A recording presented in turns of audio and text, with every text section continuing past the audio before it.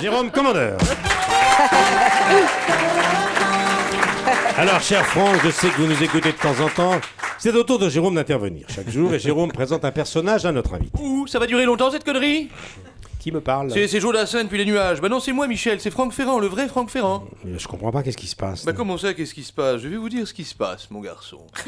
Ah, c'est parti.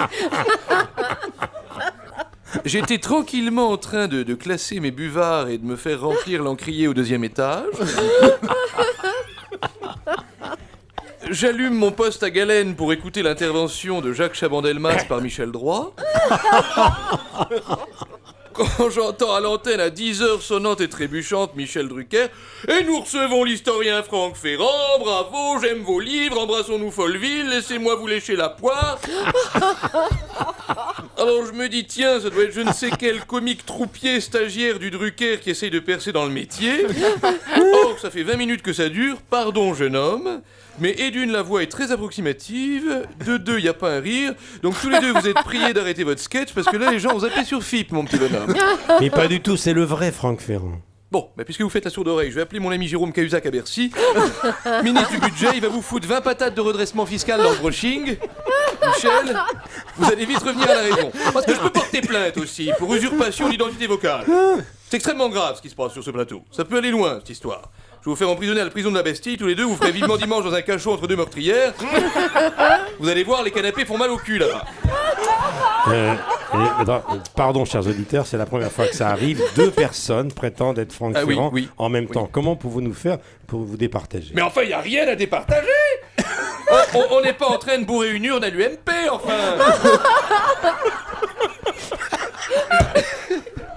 Je démarre mon émission. Et Julie, vous êtes priée de prendre parti. Bon On arrête le nini, vous choisissez votre camp. Demandez à François Bayrou, qui est maintenant 4e adjoint à la mairie de Pau. 4e? Oui, ça lui a pas porté chance de rester dans le flou, hein. Et maintenant, on retrouve Franck Ferrand pour son émission Au cœur de l'histoire. Ah, ça va mieux. Je vois... Accroche-toi, Jérôme, accroche-toi. Mets tes lunettes. Allez, tu vas bientôt te faire remplir l'encrier au 2e étage. Je vois que chacun revient à la raison. Au 26 bis rue François 1er, Paris 8. Alors, cet après-midi, pour votre digestion, chers amis, je reçois l'historien Guy-Michel Tremblotte pour sa biographie de François II, fils de Catherine de Médicis, qui a été roi de France 1 an entre 1559 et 1560. Oui. Pardon Guy Michel, mais c'était moins une. Ah oui. À 1 an près, on passait à côté. Ce qui est d'autant plus étonnant, c'est que votre biographie fait 2000 pages, alors que le souverain est mort à 17 ans.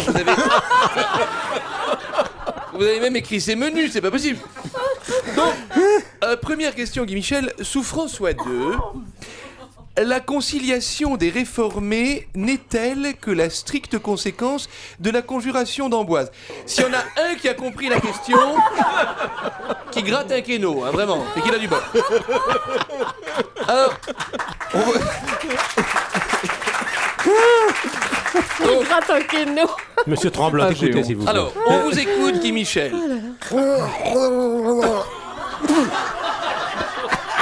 Très bien. Donc, merci Guy Michel. On va vous amener à la cantine, il y a de la purée. Alors demain, je recevrai l'historienne Jacqueline Minou d'Argile. Oui.